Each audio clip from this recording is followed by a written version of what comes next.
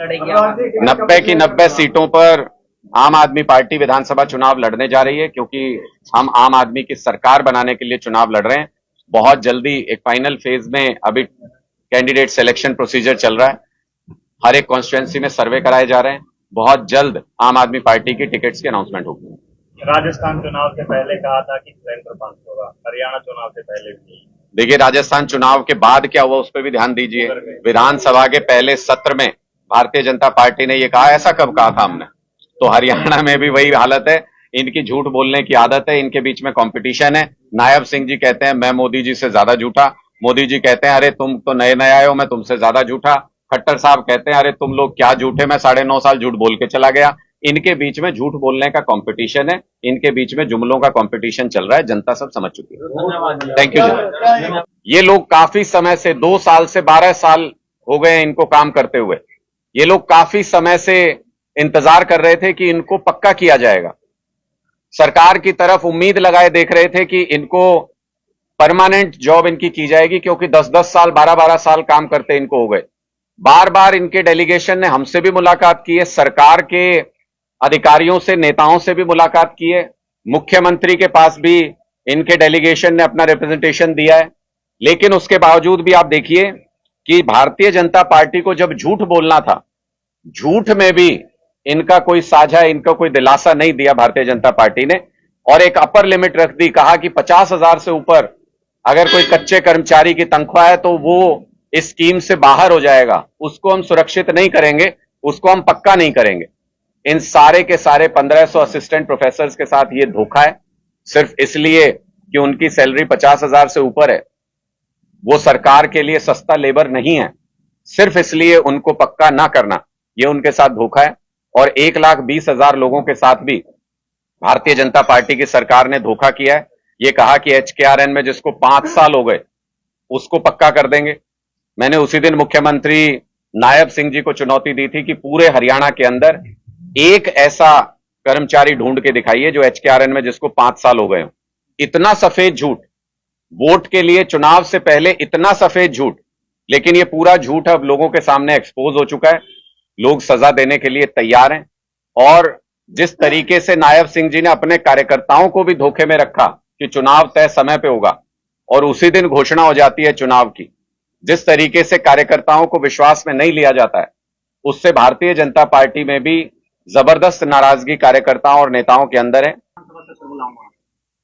देखिए, नायब सिंह जी की मर्जी है। अब विधायक तो उनके चुनाव घोषित हो गया, दोबारा तो आने नहीं। तो अगर बैठ के थोड़ी गपशप करना चाहते हैं अपने लोगों से, आखिरी बार विधानसभा के मजे लेना चाहते हैं तो ले लें, उसमें कुछ कर नहीं सकते हैं। तकनीकी तौर पे अगर आप देखेंगे तो ये वेस्ट ऑफ एफर्ट है, इसी को जुमला कहते हैं। मोदी जी ने कहा 15 लाख दे देंगे, लोगों ने तो यकीन किया था। लोगों की थोड़ी गलती है, गलती मोदी जी की है। बाद में बोले कि ये तो जुमला था। अब ये भी कह रहे हैं ये चाहते तो इसी अनाउंसमेंट को 1 महीना पहले करके, अब तो नायब सिंह जी को भी मुख्यमंत्री बने हो गए कई महीने, ये चाहते तो 1 महीना पहले अनाउंसमेंट करके, उसका बाकायदा नोटिफिकेशन करके, उसके रूल्स बना के इन लोगों को इंडक्ट कर सकते थे। पर इनको भी पता है कि ना ये कानूनी रूप से मुमकिन है, ना इनके पास इसके लिए कोई अच्छी योजना है। सिर्फ फेंकने के लिए इन्होंने ये जुमला फेंक दिया। मैं तो ये कहता हूं, नायब सिंह जी वो कहते हैं, कई बार मैंने इंटरव्यू में सुना है, कहते हैं मुख्यमंत्री बनकर फीलिंग आ रही है। तो मैं तो ये कह रहा हूं कि भाई फीलिंग ले लो, आखिरी बार फीलिंग आ रही है। इसके बाद तो लोग आपको ऐसी जगह भेजेंगे जहां से विधानसभा के दूर से दर्शन करने पड़ेंगे। गैलरी तक में बैठने से लोग नाराज होने लगेंगे आने वाले समय में भारतीय जनता पार्टी के नेताओं से। इसलिए आखिरी विधानसभा सत्र आपको मुबारक। देखिए, मैं ये कह रहा हूं कि अगर आए भी हों तो मैं तो साफ तौर पे ये कहना चाहता हूं कि अगर नायब सिंह जी को ये लगता है, एक मैं टीवी पे सुन रहा था, वो कह रहे थे मैं भी किसान का बेटा हूं। किसान का बेटा होके भी अगर उनको ये गलत फहमी है कि किसान के जमीर को 2,000 रुपए से खरीद सकते हैं, तो लानत है उनकी सोच पे। जिस दिन इन्होंने सड़क के ऊपर 750 किसानों की शहादत ली थी, उस दिन इनको किसान याद नहीं आए। अब ये चुनाव से ठीक पहले कह रहे हैं 24 फसलों पे MSP दे देंगे, पहले इनको ये MSP याद नहीं आया। चुनाव जल्दी क्यों करा रहे हैं? सीजन आने वाला है, मंडी में फसल जाएगी तो पता चल जाएगा, पोल खुल जाएगी कि MSP तो दे नहीं रहे। 500 600 रुपए कम में किसानों को अपना अनाज बेचना पड़ रहा है। वो पोल ना खुल जाए इसलिए 15 दिन पहले चुनाव करा रहे हैं। इनको क्या लगता है कि लोगों को ये बातें समझ में नहीं आती? अगर इनको लगता है कि 2,000 रुपए में किसान का जमीन खरीदा जा सकता है, तो मैं तो ये कहूंगा कि किसानों को मुबारकबाद दूंगा जिनके अकाउंट में 2,000 रुपए पहुंच गए।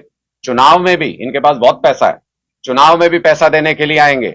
एक पैसा मत छोड़ना, इनसे पैसा ले लेना सारा का सारा, हमारा ही लूटा हुआ है, और वोट झाड़ू पे डाल देना इसका। पंजाब में आपकी सरकार क्यों नहीं बोलती कि पानी देंगे नहीं? देखिए, मैं बिल्कुल ये सवाल, मुझे लगता है कि जब इस बार पॉलिटिकल पार्टीज मैदान में जाएं तो लोगों को ये सवाल पूछना चाहिए। ये जो बार बार एसवाइएल का मुद्दा उठाती हैं सारी पार्टियां, लोगों को ये सवाल पूछना चाहिए। इस बार जो भी वोट मांगने के लिए उनके पास आए, लोगों को ये पूछना चाहिए कि आप लोगों की जब पंजाब के अंदर, हरियाणा के अंदर और केंद्र के अंदर कांग्रेस की सरकारें रही, कई बार रही, लोगों को ये पूछना तो चाहिए भाई दर्द क्या था? 3 लोगों को कमरे में बैठ के डिसाइड करना था, किया क्यों नहीं? पानी दिया क्यों नहीं? एडजस्ट क्यों नहीं किया किसको कितना पानी मिलना चाहिए? नहीं किया, क्योंकि राजनीति करनी थी। बीजेपी को भी ऐसा मौका 2-3 बार रिसेंटली भी मिला है, जिसमें पंजाब में भी अकालियों के साथ उनकी सरकार थी, केंद्र में भी उनकी सरकार थी, हरियाणा में भी उनकी सरकार थी। बंद कमरे में बैठ के मोदी जी चाहते वो फैसला हो जाता, किया क्यों नहीं? इसका मतलब उनको भी राजनीति करनी थी इस मुद्दे के ऊपर। मोदी जी 2019 में हरियाणा में आए थे रैली में, ये कह के गए थे 70 साल से पानी बह के पाकिस्तान जा रहा है, ये देश के हिस्से का पानी। बोले मोदी इस पानी को रोकेगा।